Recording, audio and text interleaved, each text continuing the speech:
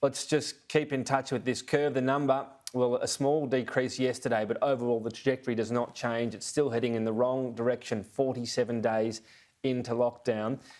And what's interesting about this is, when you look at this trajectory and it's not coming down, the shifting of the goalposts today from Gladys Berejiklian when it comes to setting expectations for restriction relief, the August 28 target, remember that one the Premier's mentioned, she's pointed to the 50% vaccination rate as being a key goal for the government.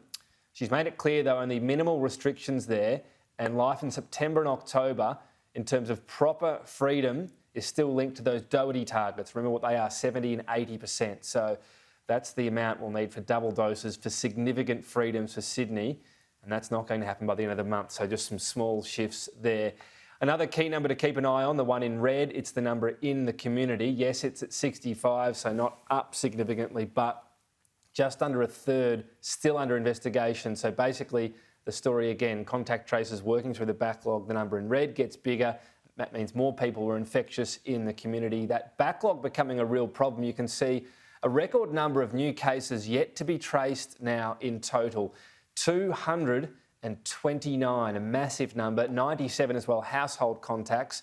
This is continuing to be a big problem in Sydney, in the southwest and the west as well.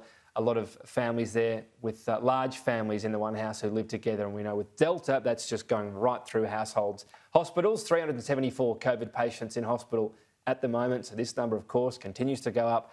In ICU we've got a total there of 62, 29 of those being ventilated as well, so the more serious side of COVID for them. 2 new deaths as well have been linked to COVID. One, a man in his 90s, another in his 30s, but with underlying health conditions. A breakdown of ICU admissions as well does continue to prove to show the overwhelming benefits of vaccination. 62 in ICU, 57 no jabs at all, 5 have had their first dose, none in ICU, fully vaccinated. If that's not evidence, then what is? The virus is spreading out of Sydney as well into the regions. Further, Dubbo, the latest area in regional New South Wales, to go into a snap lockdown from 1 p.m. today after 2 members of the same household contracted COVID. As for the other regional areas in lockdown, some mixed news. Tamworth, Armidale and the Northern Rivers, including Byron Bay, all recording no cases from extensive testing, so some encouraging signs there they could exit lockdown in coming days.